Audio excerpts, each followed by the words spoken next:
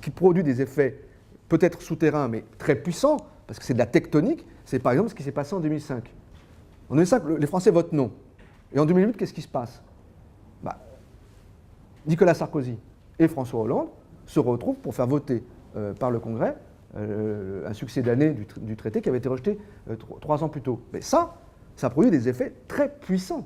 Alors l'enjeu, pour répondre à ta question, quel est-il, à mon avis, pour la vie politique française dans les peut-être 2 ans, 5 ans, peut-être 20 ans, peut-être davantage, on n'en sait rien. Je pense que ça ira plus vite. C'est de savoir si oui ou non, les partisans du non sont capables eux-mêmes de se regrouper et de recomposer la vie politique. Avec l'obstacle majeur que vous voyez, que chacun connaît, qui est la présence d'un Front national qui pèse peu ou prou, selon les élections, entre 20 et 30% des voix. Jean-Luc a beaucoup de talent, il a des qualités intellectuelles irrécusables, mais je pense, à titre personnel, je vous l'avais dit d'ailleurs un petit peu en disant qu'il était à 20 mais qu'il n'irait pas au-delà, que évidemment il ne sera jamais président de la République, et que je ne crois pas qu'il soit l'homme de la situation. Parce que il faut de la violence dans l'expression. C'est aussi une manière que les gens s'identifient à vous, et c'est une manière de poser les questions. Mais si vous n'avez que la violence et que la radicalité, vous ne pouvez pas, au final, faire que des gens qui ne sont pas tout à fait avec vous, mais qui pourraient être avec vous, viennent et vous voyez, vous rejoignent et vous permettent de l'emporter. Qu'est-ce que c'est qu'un européiste?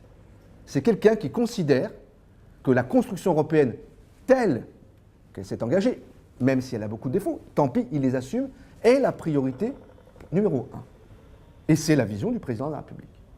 Et qu'elle vaut beaucoup de sacrifices, si ce n'est tous les sacrifices. Je vais y revenir.